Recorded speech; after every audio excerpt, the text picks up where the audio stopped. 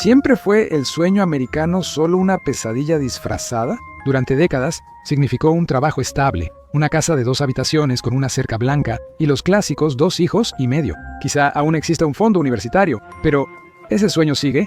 Hoy los salarios no suben y las deudas aumentan. La base misma de la economía se está resquebrajando bajo nuestros pies. Entonces, ¿qué sucede después? En el episodio de hoy de El Show de Infografías, exponemos la muerte del capitalismo estadounidense. El capitalismo es una de esas palabras de moda populares que probablemente has escuchado miles de veces. Es un concepto simple y complicado a la vez. Según a quien preguntes, el capitalismo surgió siglos antes de que existiera América. El núcleo del capitalismo es la idea de que es un medio de producción. Es un término amplio que incluye la infraestructura, equipo, recursos y mano de obra para crear productos o servicios. Y puede ser propiedad privada de alguien que no participa activamente en todo eso.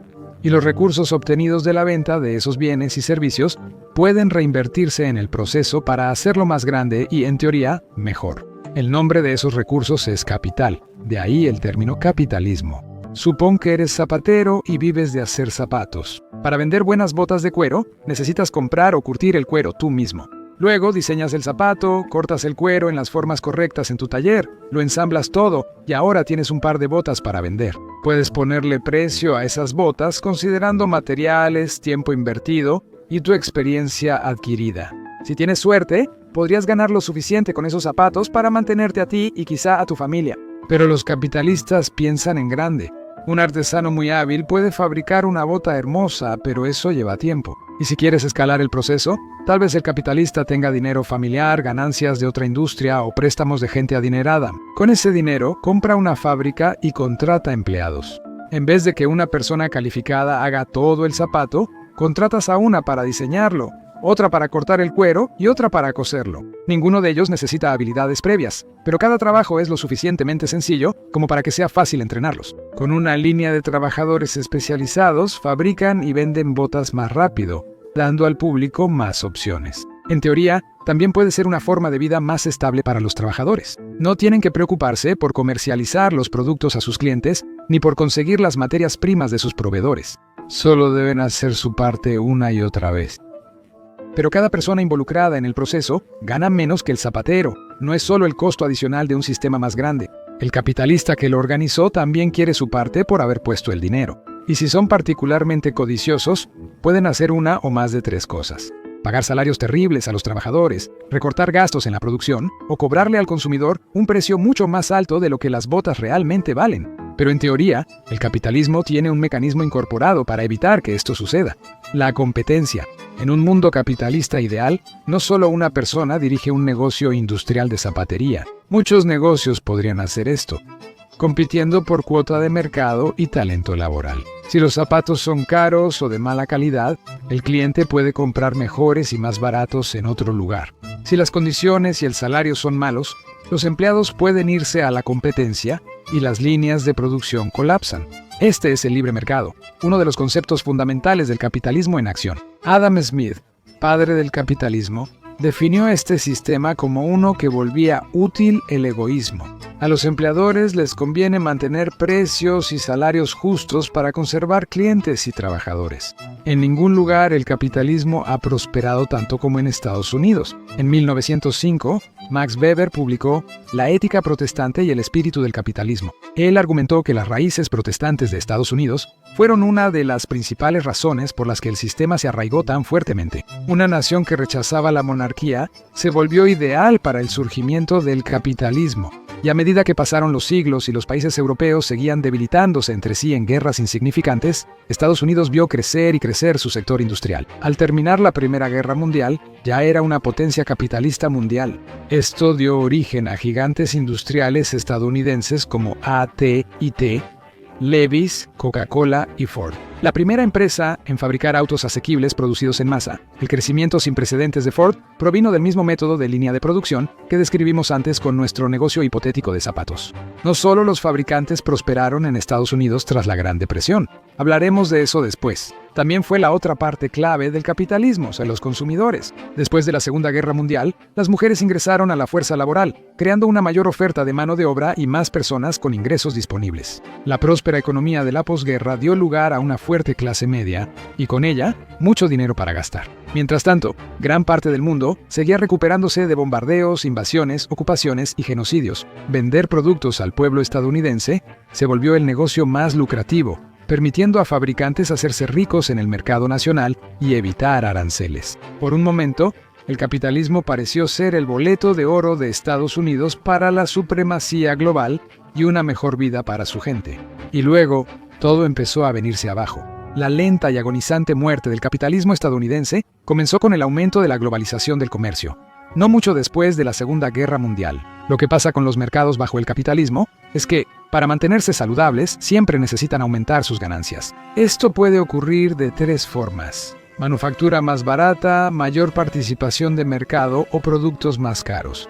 Pero cualquiera de esos métodos puede ser riesgoso en un mercado libre de elección, tanto para los consumidores como para los trabajadores. Entonces, ¿qué pasa si simplemente trasladas la manufactura a otro lugar? Gracias al Acuerdo General sobre Aranceles y Comercio, y luego a la Organización Mundial del Comercio, el comercio internacional tuvo estabilidad. Las empresas estadounidenses empezaron a darse cuenta de que podían ahorrar mucho dinero poniendo sus plantas de manufactura en países en desarrollo con economías más débiles. Ellos enviaban los productos de regreso a Estados Unidos para venderlos a los consumidores estadounidenses con un margen considerable, lo que significaba una buena ganancia. Varias empresas dependen de maquiladoras, por lo que sus empleados no pueden irse aunque el salario o las condiciones sean malas. Los grandes déficits comerciales con países donde empresas de Estados Unidos movieron fábricas han frenado el crecimiento salarial de estadounidenses sin título universitario. Entre 1979 y 2010, este grupo vio sus salarios disminuir entre 5 y 6%. Eso ya es bastante malo, pero es aún peor cuando lo comparas con el aumento de casi 226% en los precios durante el mismo periodo. Eso no lo mostrarán en las noticias, donde muchas empresas que subcontratan empleos al extranjero compran espacios publicitarios. Y si parece que esto ha empeorado en los últimos años, no es solo tu imaginación. La globalización del comercio volvió muy vulnerable a la manufactura nacional ante eventos mundiales como la pandemia de COVID-19.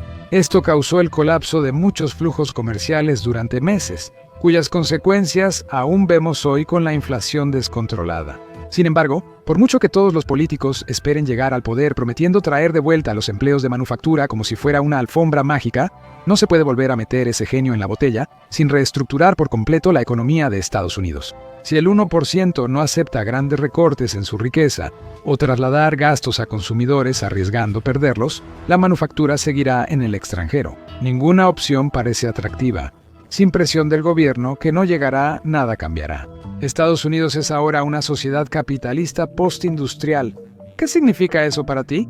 Solo mira tu cheque de pago. Los salarios, salvo los de los más ricos, han caído mucho durante la crisis del costo de vida. Un estudio realizado en el sitio web de empleo ZipRecruiter en 2023 encontró que el 48% de las 2.000 empresas encuestadas habían reducido las tasas de pago para algunos de sus puestos, especialmente aquellos que ya eran los peor pagados. Al subir los precios, las empresas reducen gastos y hay más oferta laboral, lo que permite a los empleadores ofrecer salarios bajos. La competencia por las ofertas de trabajo es tan baja que no hay ningún incentivo para ofrecer algo mejor. Y todos estamos sintiendo esto en nuestros bolsillos día a día. Una encuesta de Columbia Broadcasting System reveló que 2 de cada 3 estadounidenses están estresados por su situación financiera. Estamos muy celosos de ese tercer estadounidense. Y esto no es tan grave como que 3 de cada 4 estadounidenses dicen que sus ingresos no siguen la inflación. Muchos estadounidenses trabajan en varios empleos solo para llegar a fin de mes, sin esperanza de mejorar su situación económica. Para el estadounidense promedio, también está la carga de la deuda de consumo colgando sobre su cuello. Eso es un promedio de casi $90,000 provenientes de una combinación aplastante de deudas de tarjetas de crédito, préstamos para automóviles, hipotecas y préstamos personales, líneas de crédito sobre el valor de la vivienda y préstamos estudiantiles. La educación debería ser el gran igualador, dando a los estadounidenses oportunidades para controlar su vida y mejorar en el mercado laboral. Pero ¿cómo podría ser eso posible cuando la enseñanza en sí misma se está convirtiendo en una profesión cada vez más hostil para involucrarse? Ajustando por inflación, los maestros en muchos estados ganan 5% menos que hace 10 años, pese a intentos de subir salarios. Para las personas de la clase media, que se está desvaneciendo rápidamente, algunos de los mercados tradicionales del éxito capitalista ahora parecen estar irremediablemente fuera de su alcance. ¿Y qué mejor ejemplo de esto que ser dueño de una casa? En 2024, solo el 24% de las viviendas se vendieron a compradores primerizos. Eso es una caída del 50% desde 2010. Actualmente, la edad promedio del comprador de su primera casa es de 38 años 10, más que la norma histórica. En marzo de 2025, solo una de cada 5 casas era asequible para quienes ganaban $75,000 al año. Si ganas $50,000, solo puedes pagar el 8.7% de los anuncios de casas. Es 9.4%, menos que en 2024. Ser inquilino eterno ya es malo, pero una posibilidad aún peor es cada vez más probable. Desde 2024, la falta de vivienda en Estados Unidos creció un 18%, lo cual es deprimente. Eso es alrededor de 771,000 personas, casi 1 millón de estadounidenses, durmiendo en sus autos o en las calles. 150,000 de ellos son niños. El Departamento de Vivienda y Desarrollo Urbano de Estados Unidos, que hizo los informes, señaló que son los peores números vistos. Si estas tendencias siguen, uno de los principios básicos del sueño americano, la casa con cerca blanca, será inalcanzable para la mayoría de los estadounidenses. La única manera en que podrán experimentarlo será en sus sueños. Pero, ¿qué hay de los 2 hijos y medio? En este capitalismo estadounidense moderno, tus posibilidades tampoco son buenas. En Estados Unidos, cerca de 10 millones de niños están en cuidado infantil, con un costo promedio de casi $1,000 mensuales por niño. Eso es lo más barato. En California cuesta cerca de $2,000 al mes. Y eso sin contar comida, ropa y ocio, cuyos costos solo aumentan al crecer. ¿Y qué hay de la promesa de que podrás retirarte en tus años dorados para descansar, relajarte y perseguir tus pasiones mientras vives de tus ahorros y tu pensión?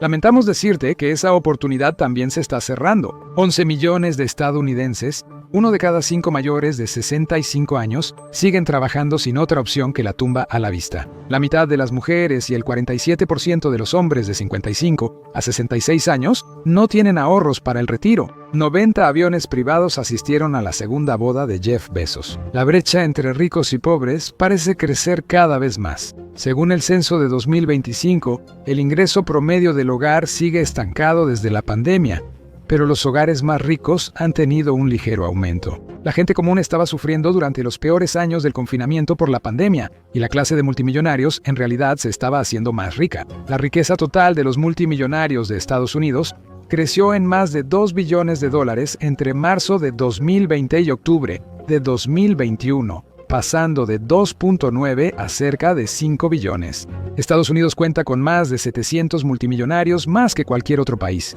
Ahora veamos a las 5 personas más ricas de ese tiempo. Bill Gates, Mark Zuckerberg, Larry Page, Elon Musk y el felizmente casado Jeff Bezos. Durante el confinamiento, su riqueza conjunta aumentó 123%. En el primer trimestre de 2025, el 50% con menores ingresos en Estados Unidos tenía solo el 2.5% de la riqueza nacional. El 1% más rico posee ahora la mitad de todas las acciones y fondos mutuos, comparado con el 40% en 2002 según la Reserva Federal. Así que cuando las noticias celebran un mercado de valores en auge, sabemos quiénes son los que realmente están ganando dinero, y no somos nosotros. Recordemos que ya hemos estado aquí antes. Los años 20 no fueron locos para todos. Mientras que los Gatsby del mundo estaban disfrutando la vida, la gente común tenía más dificultades para salir adelante. En 1923, la Suprema Corte declaró inconstitucionales las leyes de salario mínimo. Los empleadores podían pagar una miseria a sus trabajadores si querían. En 1926, el presidente Coolidge bajó impuestos a los ricos para impulsar la economía, pero logró el efecto contrario. En 1929, la desregulación concentró la riqueza de forma asombrosa. Solo el 0.1% de la población poseía el 34% de la riqueza nacional, lo mismo que el 42% más pobre combinado. Solo 200 empresas controlaban la mitad de la riqueza corporativa en un país con más de 100 millones de personas. Aunque las ganancias corporativas subieron 62% en la década, ese éxito no benefició a la población. En octubre de 1929, la economía de Estados Unidos explotó. Y eso es decir poco. Una de las principales razones por las que la bolsa se desplomó y el sistema bancario de Estados Unidos colapsó es un resultado bastante obvio de la falta de visión y la avaricia. Las empresas pagaban muy mal a sus trabajadores para crear una enorme cantidad de producción industrial y productos.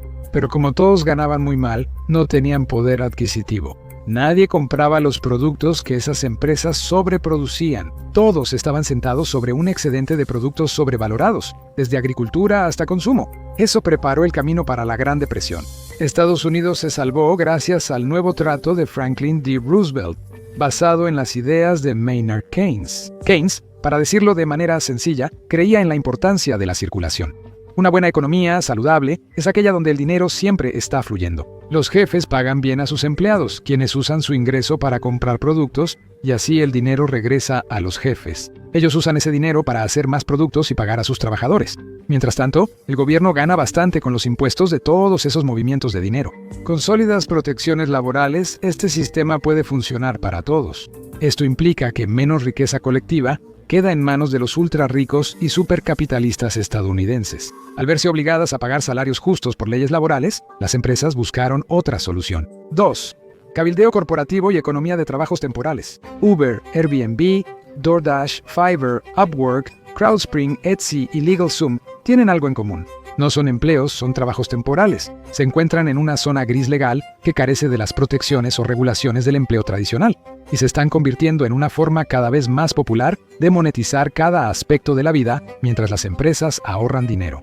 Legalmente, ahora hay menos empleados que antes. Desde taxistas hasta creadores de videos educativos, todos son contratistas, lo cual es muy distinto al empleo tradicional en papel.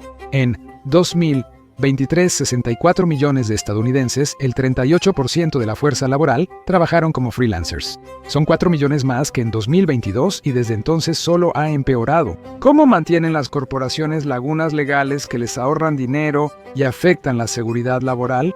2 palabras mágicas: cabildeo corporativo. Esto ocurre cuando corporaciones y grupos pagan para influir en los payasos del Congreso. En 2024, los costos de cabildeo alcanzaron un récord de 4.4 mil millones de dólares.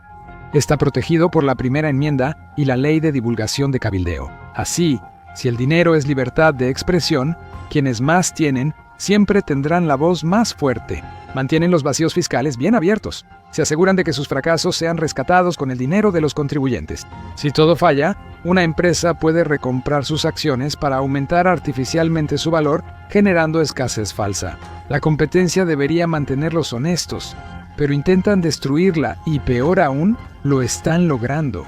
Las empresas se empoderan para actuar de manera horrible cuando buscan aplastar agresivamente a su competencia, ya sea mediante precios depredadores o, más comúnmente, a través de métodos de construcción de monopolios como fusiones y adquisiciones. Las empresas más grandes compran o se fusionan con las más pequeñas, así que pronto se convierten en la única opción en el mercado.